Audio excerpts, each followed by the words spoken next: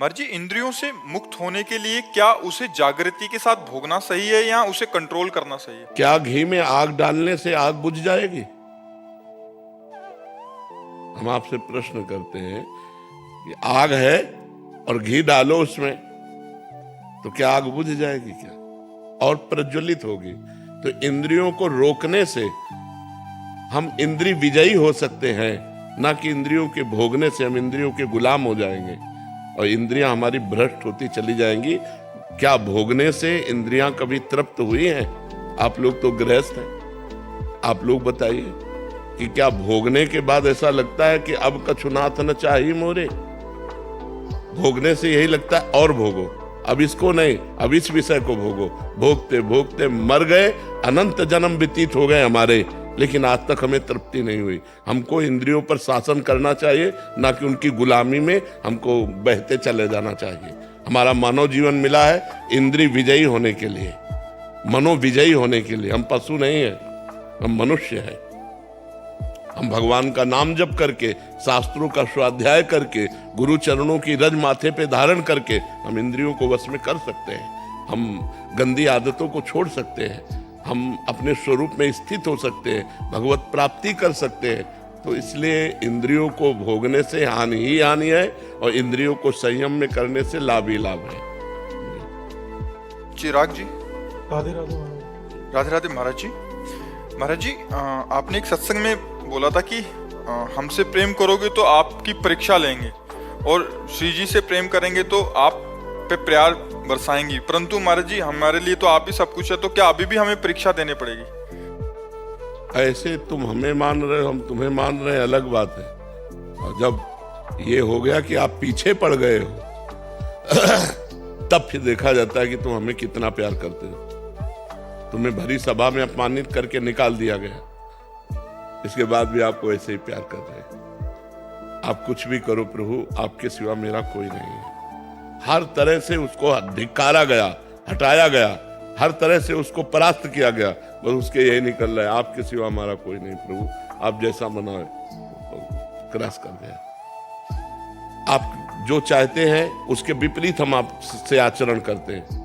इसके बाद भी आप कहा कि आप जो लीला मनावे सो करो प्रभु, ये तन, ये मन, ये प्राण सब आपका है, आप जैसा आदेश करें। जैसा वो बात फिर लगता है कि ये मेरा है।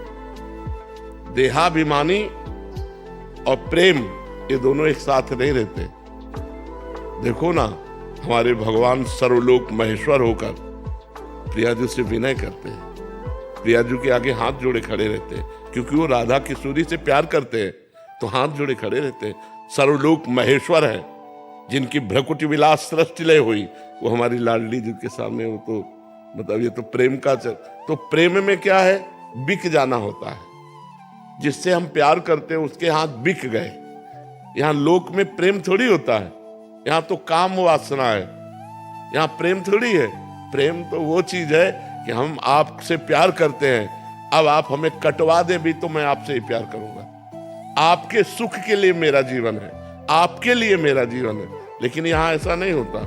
प्यार का नाटक केवल वासनाओं की पूर्ति के लिए, प्यार तो भगवान से होता है। और जब अगर प्यार आपका शुद्ध है तो वहीं भगवान विराजमान है। जहाँ प्यार है, माता पिता से शुद्ध प्यार हो जाए, पत्नी से शुद्ध प्यार हो जाए, पति से शुद्ध प्यार हो जाए, तो भगवान की प्राप्ति हो जाए। प्रेम में बड़ी सामर्थ्य है। पति प्रेम में, मातृ प्रेम में, पितृ प्रेम में प्रेम करो। प्रेम कहाँ कौन करता है, कहाँ प्रेम करता है? यहाँ तो सब वासनाओं का खेल हो रहा है। तो ऐसे ही जैसे अपने लोग हैं, तो अपने नहीं मानते कि मुझसे कोई प्यार करता है, केवल प्रभु प्यार करते हैं। अब आप जैसे प्यार करने लगे तो मुझे लगता है मेरा प्रभु इस रूप में प्यार कर रहा है, मेरा प्रभु इस रूप में प्यार कर रहा है। पर प्रभु ही प्यार कर रहा है, व्यक्ति नहीं। व्यक्ति का हमारे यहाँ कोई गुंजाइश नहीं। कोई व्यक्ति हमसे प्यार नहीं कर सकता। हमसे जो प्यार कर रहे हैं मेरे प्रभु प्यार कर रहे हैं। इन सब रूपों में प्रभु आए हैं, व्यक्ति नहीं आया। हमारी दृष्टि में व्यक्ति नहीं है, हमारे प्रभु ये स्त्री पुरुष रूप धारण करके आए हुए हैं। हमें दर्शन देकर, हमसे प्रश्न करके, उत्तर सुन करके कृतार्थ करने आए हैं। हमको अपनी चर्चा में लगाने आए हैं। ये हम भाव समझ पा रहे हैं आप? मधुबाला जी, दिल्ली से। राधे राधे महाराज जी। महाराज जी, क्या यहाँ ट्विन फ्लेम जैसी कोई वर्ड महाराज जी ट्विन फ्लेम वर्ड को ऐसे कहते हैं कि ऐसे लोग जो एक दूसरे को गहराई से जुड़े होते हैं और उनकी आत्मा एक दूसरे का दर्पण हो जाती है, ऐसा इनका कहना है। अगर होता है तो उसे पाने के लिए अपनी आज की लाइफ भूलकर या छोड़कर उसे कलयुग में नहीं, कलयुग में पाए जान जगत में सब जन कपटी कुटिल कलयुगी टंचु, यहाँ प्यार नहीं। ये तो एक प्राण और दो देह, जो आप कह रहे हो अंग्रेजी में, हमें अंग्रेजी तो आती नहीं, किसी का भी हो। एक प्राण दो मन दो तन, ये सब दिखाई दे रहे हैं, लेकिन एक प्राण, दोनों के प्राण एक हो चुके हैं। वो जो सोचा वो उसके मन में आ गया, वो जो सोचा वो उसके मन में आ गया। ऐसा प्रेम जगत में मुश्किल है, जगत में ऐसा प्रेम देखने में मुश्किल है। सबको अपने अपने मन की चाहिए। हमारे मन के अनुकूल चलो तो हम आपसे प्यार करते हैं, प्रतिकूल हो गए तो आपसे प्यार नहीं। ऐसा प्यार जगत में कहाँ है? ये तो भक्ति में है कि अपने गुरु से प्यार किया और अपना मन प्राण दे दिया, तो जो गुरु की सोच वही शिष्य की सोच हो गई, जो शिष्य की सोच वो गुरु के अंदर स्फुरित हो गई। ऐसा भक्ति में देखा गया, साधना में देखा गया, संसार में तो नहीं देखा गया ऐसा। जी अंकिता महाराज जी, बचपन से ही मेरे में धैर्य की कमी रही है, लेकिन जब से महामंत्र और राधा नाम का जाप चालू किया है तब से शांति और धैर्य आने लगा है। फिर भी कभी कभी वृंदावन की जब याद आती है तब हृदय व्याकुल होता है। इसमें धैर्य की जरूरत नहीं, इसमें और रोना चाहिए, इसमें और विकल होना चाहिए। भगवान के लिए धैर्य नहीं धारण करना चाहिए कि कभी न कभी तो मिल ही जाएंगे।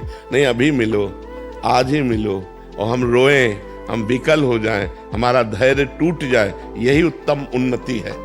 परमार्थ की उन्नति है कि भगवान के मिलन के लिए, धाम के लिए हमारा धैर्य टूट जाए कि अब नहीं जिया जा रहा प्रभु, अब मिलो। अभी धैर्य है ना, खा पी रहे आराम से, दिनचर्या कट रही, ये धैर्य हमें ठीक नहीं लगता। हमें ऐसा धैर्य का बांध टूट जाए कि अब जिया नहीं जा रहा।